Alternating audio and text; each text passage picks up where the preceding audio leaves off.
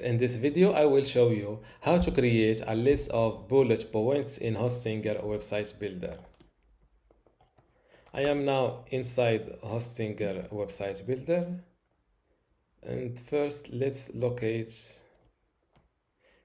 edit this piece of text with the bullet points.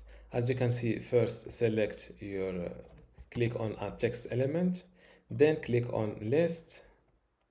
As you can see, you can select between a bullet list and a numbered list. Let's go with a bulleted list, not a bullet. First bullet point, same thing, second and third. And don't forget to update your website after your changes. And this is how to add or create bullet points in Hostinger Website Builder.